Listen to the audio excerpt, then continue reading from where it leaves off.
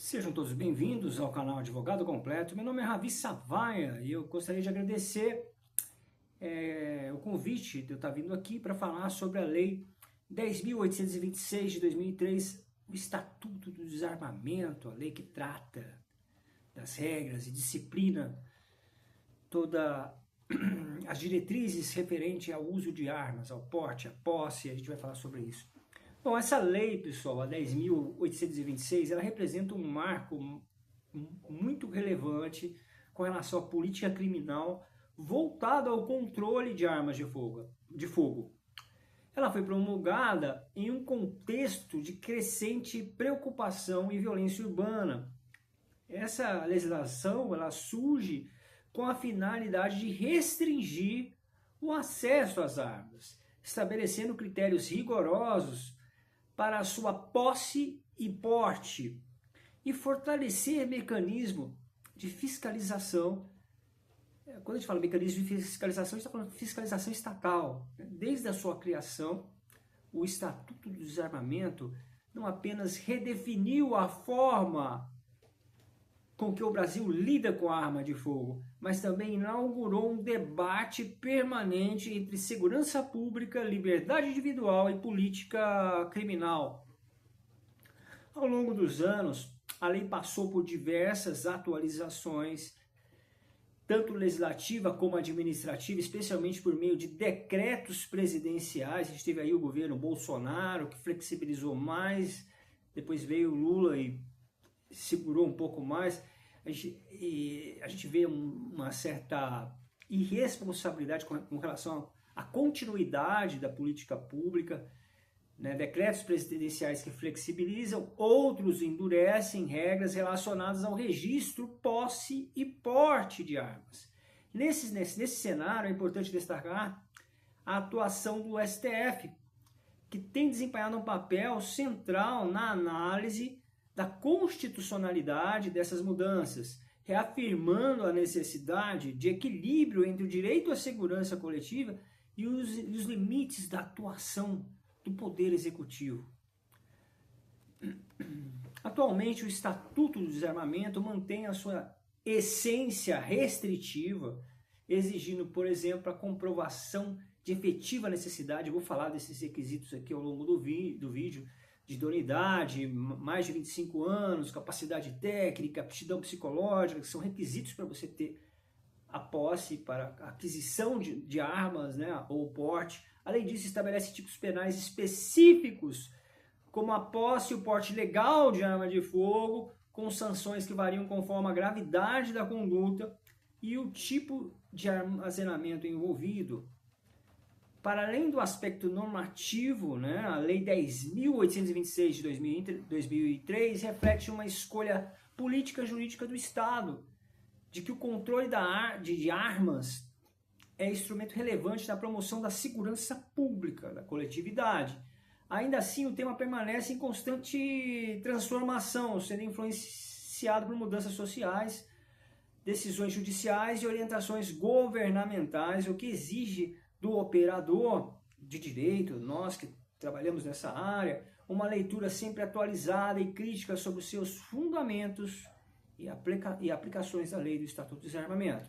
Neste contexto, compreender o Estatuto não é apenas estudar uma lei penal especial, uma lei extravagante, mas analisar um verdadeiro campo de tensão entre direitos fundamentais, política pública e a própria função do Estado. E a função do direito penal em si.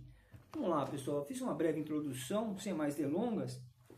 O Estatuto do Desarmamento revogou a legislação anterior. A gente está falando do Estatuto que entrou, da Lei 10.826 de 2003.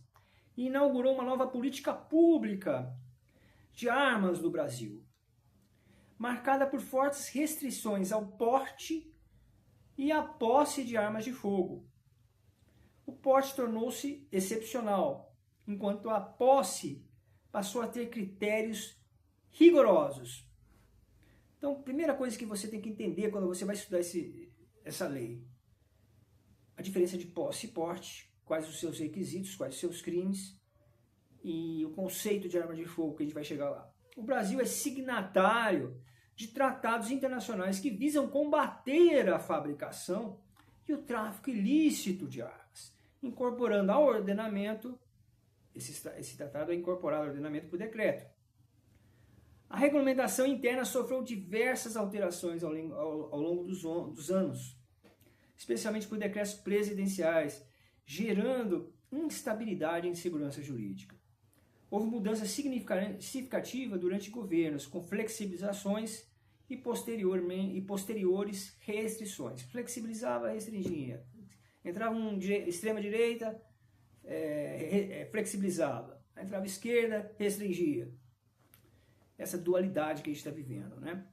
Evidenciando a ausência de continuidade em política pública. Né? Isso é um fato, é notório. Um fato notório. Conceito de arma de fogo. Arma de fogo é todo equipamento capaz de arremessar projéteis mediante força expansiva de gases, gerado por uma explosão controlada, confinada em uma câmara e direcionada por um cano. Vou repetir o conceito. Arma de fogo. Todo equipamento capaz de arremessar projéteis mediante forças expansivas de gases, gerando uma explosão controlada, confinada em uma câmara e direcionada por um cano. Portanto, é um instrumento técnico que utiliza a reação química controlada para impulsionar projéteis com alta energia. Esse é o conceito de arma de fogo. Inicialmente, o Estatuto do Desarmamento possui disposições iniciais previstas nos artigos 1º e 2º. O artigo 2º institui um órgão novo, que é o SINARM, Sistema Nacional de Armas de Fogo. O SINARM é um sistema federal controlado pela União, no âmbito da Polícia Federal. Portanto, quem faz a gestão das armas de fogo no Brasil é a Polícia Federal, sendo responsável pelo controle, registro e fiscalização. Contudo, é importante destacar que nem todas as armas de fogo estão sob a gestão da Polícia Federal. As armas de fogo pertencentes ao Exército e às forças auxiliares não são geridas pela Polícia Federal, sendo o próprio Exército responsável por esse controle. Nesse contexto, a Polícia Militar é considerada uma força auxiliar do Exército.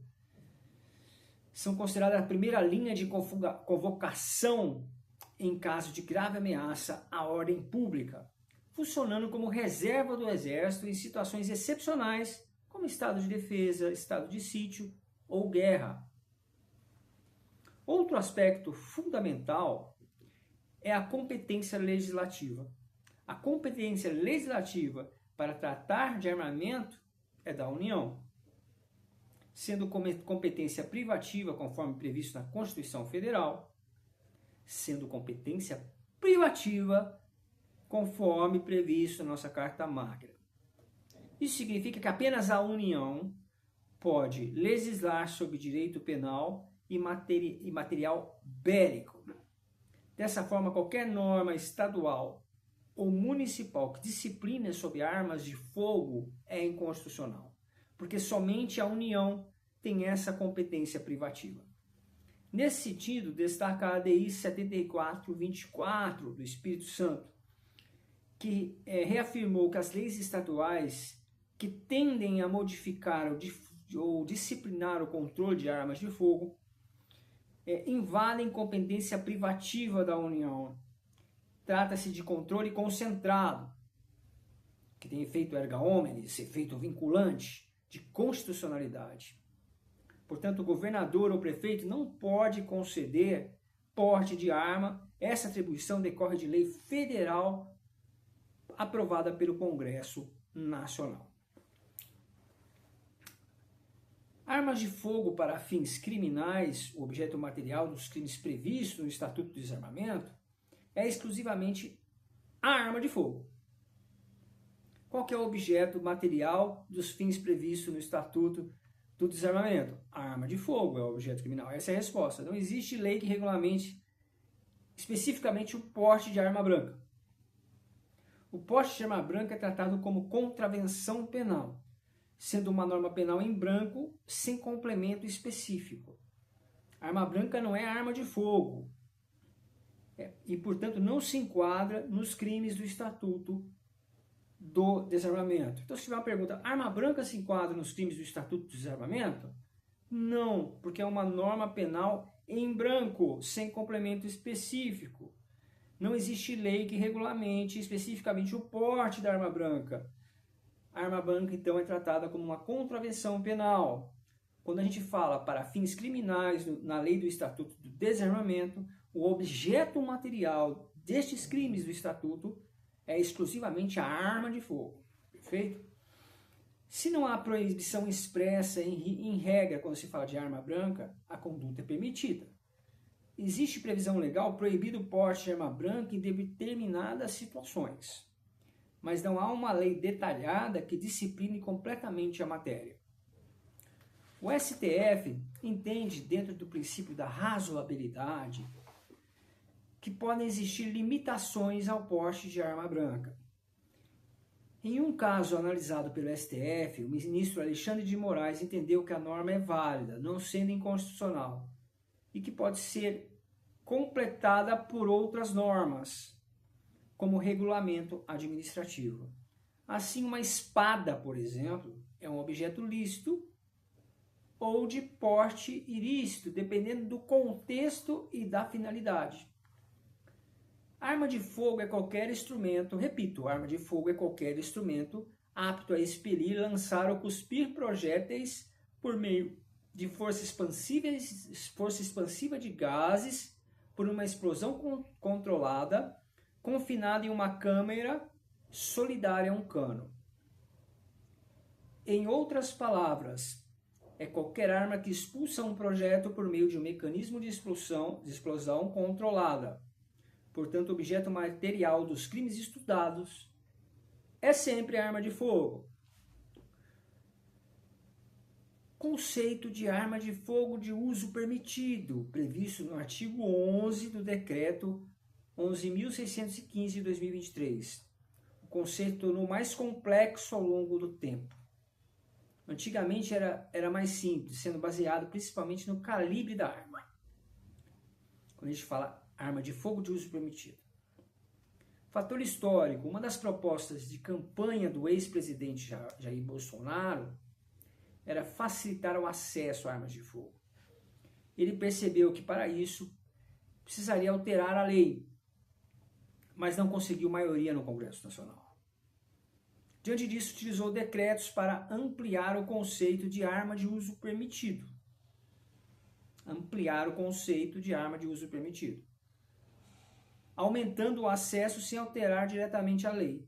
Posteriormente, com a eleição do presidente Lula, houve nova modificação desses critérios, restringindo novamente o acesso às armas de fogo, por meio de novos decretos que reduziram o alcance do conceito do uso permitido. Primeira categoria de arma de fogo de uso permitido, armas de porte como pistola e revólveres, podendo ser de repetição ou semiautomática. A característica técnica dessa primeira categoria, que pode ser pistola ou revólveres, de repetição ou semiautomáticas, a característica técnica, a gente está falando de armas de uso permitido, relevante é a munição, que é a característica técnica, na saída do cano. Deve liberar 300 libras pé ou 407 joules de energia. Arma de uso permitido, 300, pistola ou revólveres de repetição ou semiautomática. Deve liberar no cano 300 libras pé ou 407 joules de energia. Essa informação pode constar no manual de arma ou será aferida por perícia. Esse critério foi definido para aproximar o conceito atual, que era adotado anteriormente, um exemplo clássico, revólver calibre 38. Segunda categoria de arma de uso permitido. Armas de fogo portáteis, longas de alma raiada, de repetição. Essas armas podem ser transportadas, mas não são destinadas ao porte no corpo. pois são maiores, com cano longo, alma raiada. Significa que o interior do cano possui ranhuras, raias, que fazem o projeto girar, garantindo maior estabilidade e precisão no trajeto. Exemplos são os rifles. Então, a segunda categoria são os rifles, que tem alma raiada, o projeto gira, tem mais precisão. Nessas armas, quando a gente está falando desses rifles, que é a segunda categoria de uso de arma permitido, a energia da saída do cano deve ser de 1.200 libras-pé e 1.620 joules. Terceira categoria de uso permitido, armas de fogo portáteis longas de alma lisa, de repetição de calibre 12 ou inferior. Alma lisa significa que o interior do cano não possui ranhuras. Essas armas são comuns em espingardas e têm maior dispersão do projeto, sendo utilizada, por exemplo, em atividades rurais e caça controlada. Quarta categoria de arma de uso permitido, armas de fogo portátil longas de alma raiada semiautomática com calibre igual ou inferior a 22, especialmente a 22 LR. São armas típicas de caça e prática esportiva. O funcionamento semiautomático significa que a cada disparo realizado, a própria arma realiza o ciclo de recarga, ficando pronta para o próximo disparo se necessário de ação manual, mas sem disparo contínuo. Se for automática, disparo contínuo ao pressionar o gatilho, dispara contínua ao disparar o gatilho. Não é considerado de uso permitido, sendo classificada como de uso restrito. Essas armas de calibre 22 são amplamente utilizadas para tiro esportivo e controle de pragas, sendo considerada de menor potencial ofensivo dentro da classificação legal. É a 22. Assim, o sistema jurídico brasileiro estabelece critérios técnicos, energéticos e estruturais para classificar as armas de fogo, sendo essencial compreender essas distinções para a correta aplicação do Estatuto do Desarmamento. Armas de fogo de uso restrito.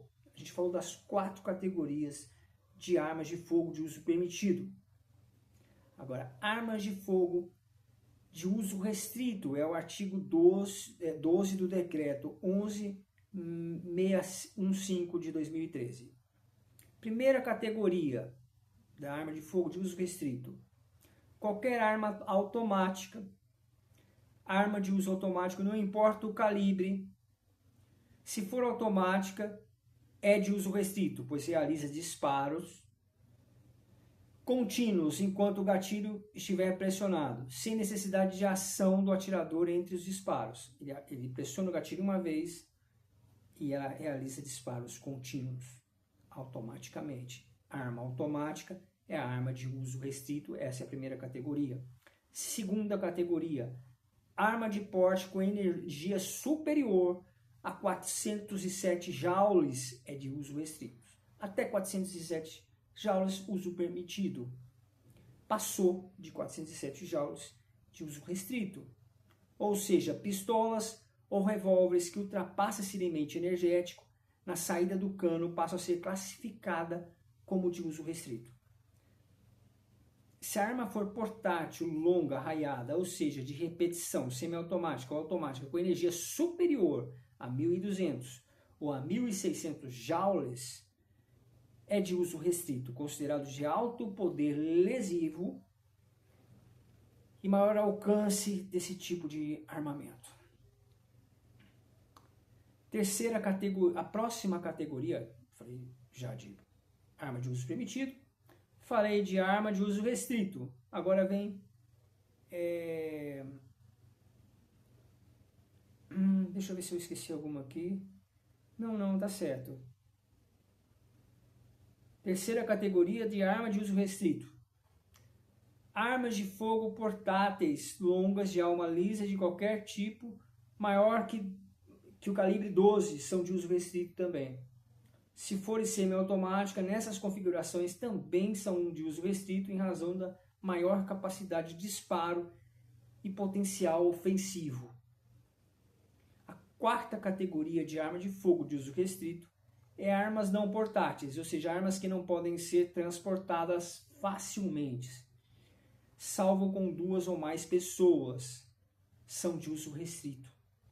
São armamentos de grande porte, geralmente utilizados em contexto militar, como metralhadoras pesadas, lançadores de armamentos de apoio, aquela arma de fogo que mentirosamente o Rambo atirava com uma mão só, né? Metralhadoras, lançadoras de granadas ou armas de uso bélico pesado, são armas de uso restrito. Agora vem as armas de fogo de uso proibido. Eu falei de uso permitido, falei de uso restrito, uso permitido 4 categorias, uso restrito 4 categorias, e aí no artigo 14 vem as armas de fogo de uso proibido. A primeira delas são toda arma que for classificada como proibido em acordos ou tratados internacionais do qual o Brasil seja signatário, que ele tenha um pacto com esses tratados, respeitando compromissos internacionais, assumido pelos papéis que esses países todos têm no controle da criminalidade. Então, a primeira categoria é meio o princípio da taxatividade, né? O que é previsto em lei. Toda arma classificada como proibida por acordos ou tratados internacionais. Primeira categoria. Segunda categoria é o tipo de arma proibida. A arma dissimulada com a aparência de objeto inofensivo, tipo guarda-chuva do pinguim, aquelas maletas que o pessoal... Câmera fotográfica que nos anos 60 os espiões usavam como um tipo de arma, ou seja, escondida em objetos comuns, caneta que tem arma. Isso dentro isso no Brasil, na época da BIM. A BIM existe até hoje, mas a BIM antigamente usava câmera, maleta, como eram armas que tinham uma aparência de outros objetos, tá? Essa é a segunda categoria. A última categoria não são armas propriamente ditas, mas munições.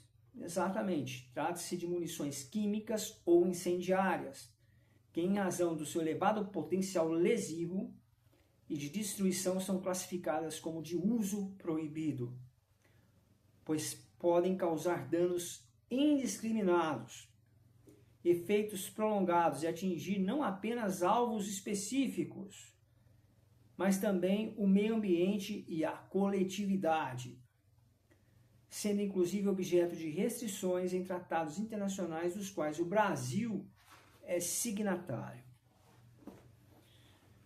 A gente está começando só a esquentar, já chegou em 23 minutos do vídeo, né? Então vamos lá.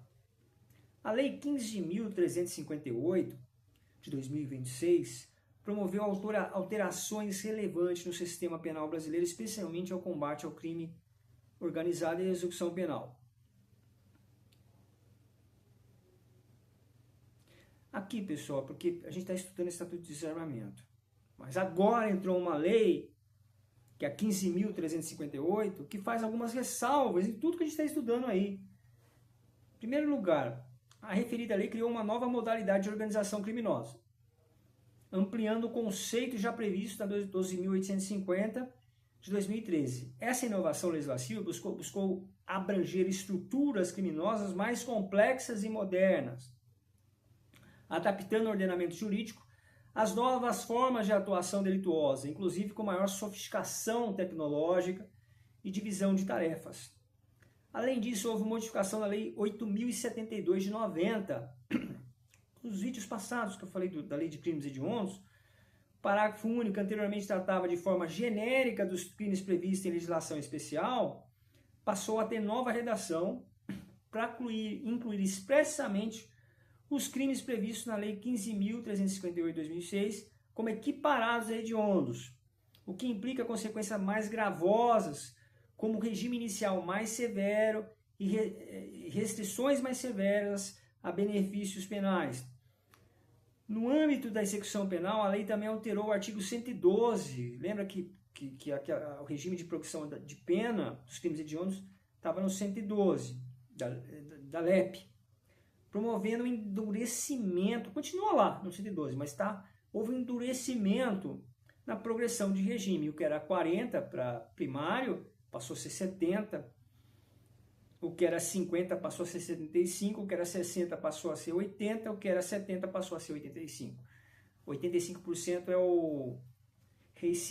o cara que comete um latrocínio, um crime seguido de morte. Aí ele cumpre a pena, sai. Aí ele é reincidente em crime hediondo. Ele vai ter que cumprir 85 de pena agora pela nova lei. Eu já falei sobre isso. Recrudescimento, né?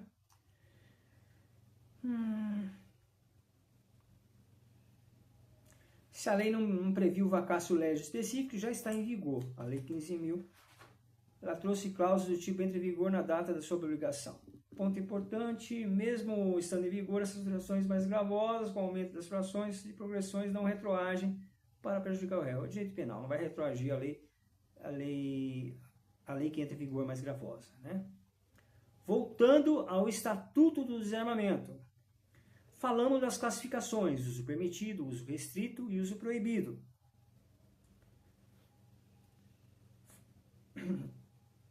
O objeto material praticamente de todos os crimes é arma de fogo. Agora, o artigo 12 do Estatuto, ele trata da posse irregular da arma de fogo de uso permitido. Preste atenção, o artigo 12 trata da posse irregular da arma de fogo de uso permitido. E o artigo 16 trata da posse ou porte de arma de fogo de uso restrito ou proibido. Em ambos os casos, continua sendo o objeto material do crime, continua sendo arma de fogo. Dentro dessa ideia, toda arma de fogo que não se enquadra no conceito técnico de arma de fogo gera tipicidade delitiva. E não pode ser objeto material dos crimes que aqui estamos estudando. Sempre que se discute arma de fogo, a questão central é a tipicidade. Para haver tipicidade é necessário o periciamento do armamento.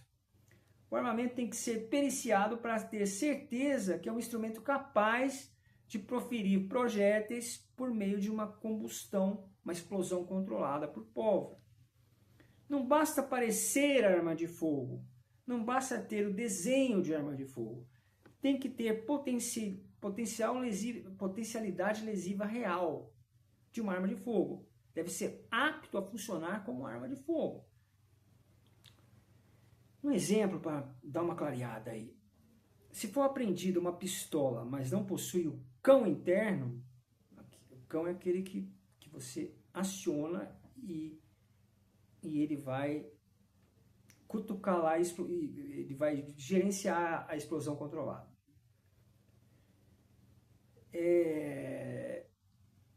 A tipicidade é fato atípico, porque o objeto material é arma de fogo. Não tem o cão, não tem capacidade de ter potencial lesivo, pois o objeto não tem capacidade de disparo. Da mesma forma, a arma quebrada não entra, é atípico. Se a polícia consta a inaptidão da arma, que a arma é inepta, a consequência lógica é a tipicidade da conduta. Isso é uma posição consolidada já. A gente tem um RESP 1788547, Rio Grande do Norte. E um HC 227219, Distrito Federal. E os dois tribunais superiores possuem entendimento pacífico nesse sentido, com relação à tipicidade. Armas sem munição. Alguns autores defendem que o porte de arma de fogo sem munição é fato atípico. Houve época que os tribunais estaduais também entendiam que porte de arma de fogo, que o porte da arma desacompanhado da munição seria atípico.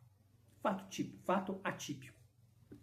O argumento é: arma de fogo é objeto que expele projéteis.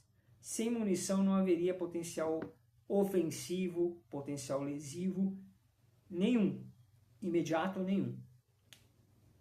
Contudo, pessoal, essa corrente é minoritária, porque a posição majoritária entende que os crimes do Estatuto do Desarmamento são crimes de perigo abstrato. Ou seja, O que se pune é o potencial de dano, não o dano efetivo. Assim, uma arma apta, ainda que sem munição no momento, tem potencial de disparar. Logo, há tipicidade. Diferente de arma quebrada, que não tem potencial algum. Isso é a posição do STJ, tá? É o RESP 14.37.702 do Rio de Janeiro. Aqui se reforça a diferença de crime de perigo abstrato. Não precisa provar risco concreto. A arma está sem munição, mas ela tem potencial risco de perigo, mesmo sem munição. Porque colocou munição ali, ela já vai tá apta. Então, é um crime de perigo,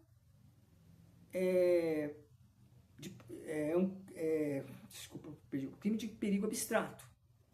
Crime de perigo concreto precisa provar o risco real, que é o abandono de incapaz. Então, a mãe foi para uma festa, deixou o seu filho de 4 anos em casa.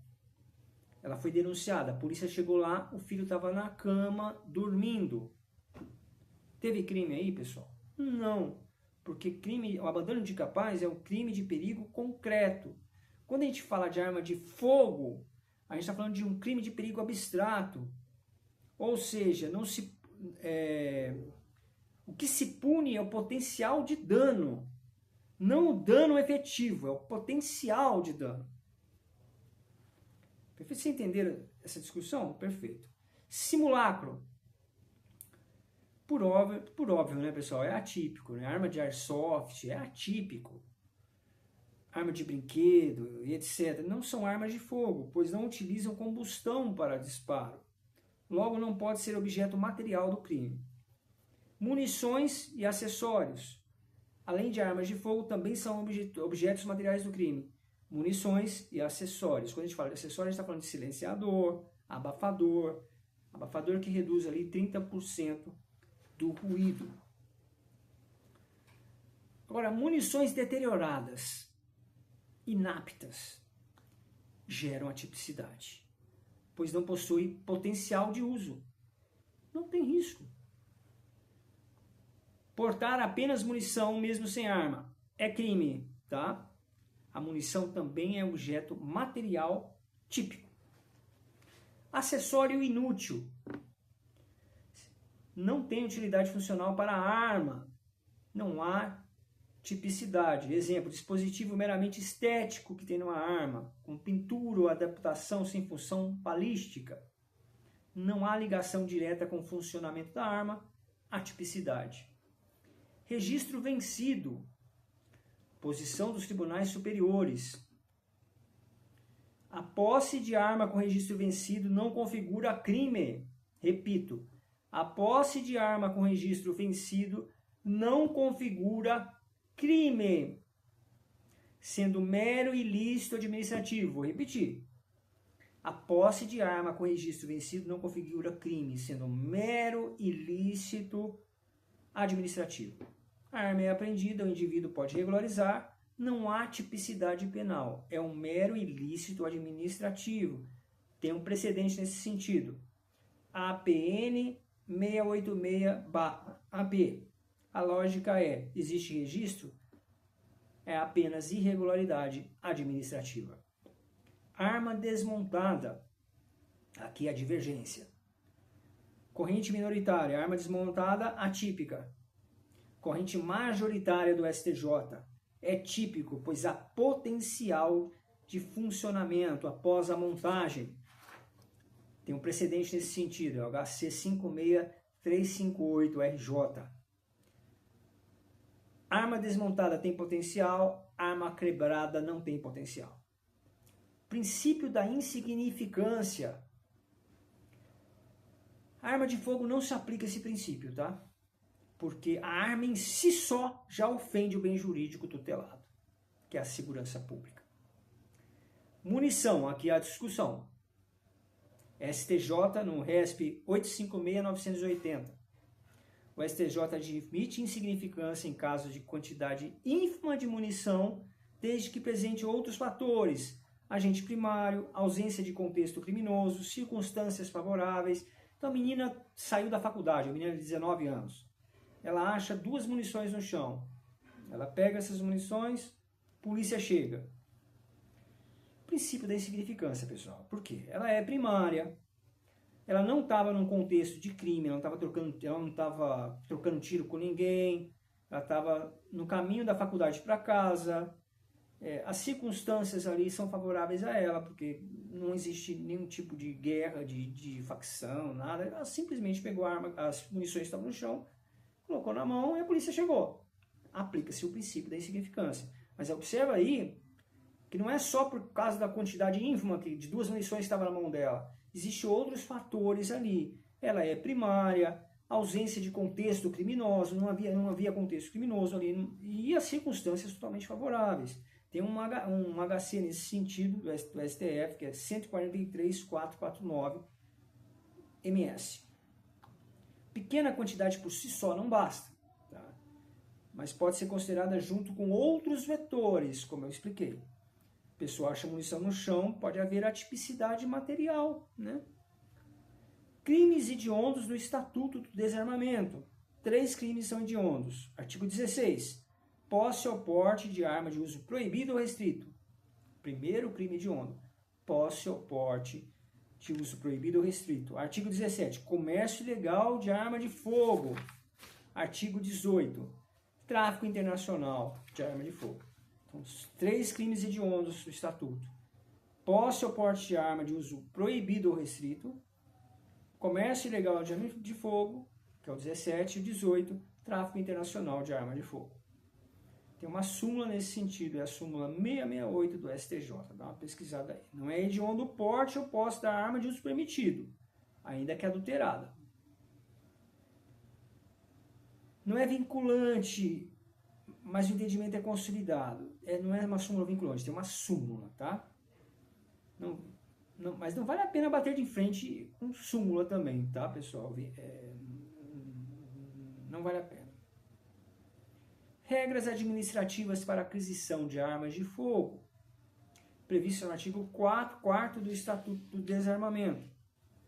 Idade mínima de 25 anos. Qual a exceção? Porte funcional, polícia, agente penitenciário, etc. Comprovação de efetiva necessidade. Não basta o cara dizer, eu moro num bairro perigoso. Não, isso aí é genérico. Quando você fala comprovação de efetiva necessidade, é ameaça, risco real. Não basta alegações genéricas. Eu moro num bairro que tem traficante. Não, é genérico isso. Então, idade de 25, comprovação de efetiva necessidade, idoneidade. O que é idoneidade aí, pessoal? Esse conceito você tem que trazer. Certidões negativas, ausência de antecedentes criminais, ausência de TCO relevante. Né? Esse é o terceiro requisito, idoneidade. Então, idade de 25 anos, comprovação de efetiva necessidade, idoneidade, ocupação lícita, formal ou informal, obviamente comprovada, residência certa, capacidade técnica é o 6º, curso de manuseio de armas tem que ter, e aptidão psicológica, tem que ser um exame psicotécnico para provar que você tem aptidão psicológica para usar uma arma. Esses são os 7 requisitos. Idade mínima de 25, comprovação de efetiva necessidade, idoneidade, ocupação lícita, residência certa, capacidade técnica e aptidão psicológica. Perfeito? Certificado do registro, está no artigo 5º. O que é esse certificado de registro, pessoal? É um documento expedido pela Polícia Federal que autoriza adquirir a arma de fogo. Manter a arma de fogo de uso permitido. Limitação, somente residência, dependências da residência, local de trabalho, se for proprietário ou responsável. Conceitos importantes. Você vai encontrar o conceito de residência lá no artigo 150, parágrafo 5º do Código Penal. Conceito amplo de casa. Dependência, a linha abrange garagem, quintal, área gourmet, jardim, piscina, áreas comuns ali do condomínio. Local de trabalho, todo o espaço físico da empresa.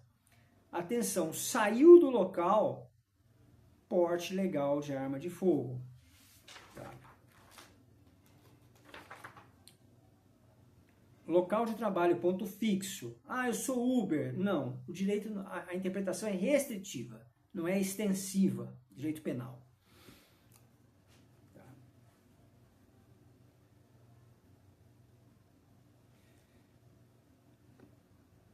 Voltando à lei, né, 10.826 de 2023, falamos das classificações de armas de fogo porque foi necessário explicar os tipos. Tipo de uso permitido, tipo de arma de uso restrito, tipo de arma de uso proibido. Justamente porque ao estudar os crimes previstos nesse diploma, o objeto material de todos eles é arma de fogo. Assim, compreender o que é de fato uma arma de fogo torna-se essencial para a análise da tipicidade penal. O artigo 12, esse artigo é muito importante desse estatuto, trata de arma de fogo de uso permitido, ao passo que o artigo 16 trata de arma de fogo de uso restrito ou proibido. Porém, em ambos os casos, estamos diante de armas de fogo. Dentro dessa ideia, toda arma de fogo que não se enquadrar no conceito técnico-jurídico de arma de fogo gera tipicidade, como já foi explicado aqui, a tipicidade delitiva, não podendo, portanto, ser objeto material dos crimes que estamos estudando aqui. Sempre que se discute arma de fogo, a questão central será a tipicidade. Para haver tipicidade, é indispensável a realização da perícia do armamento. O armamento precisa ser apreciado para que se tenha certeza que se trata de um instrumento capaz de proferir projéteis mediante a combustão de pólvora. Não basta parecer uma arma de fogo, não basta possuir o desenho ou aparência de arma de fogo. É necessário que haja a potencialidade lesiva real. Já falamos sobre isso aqui.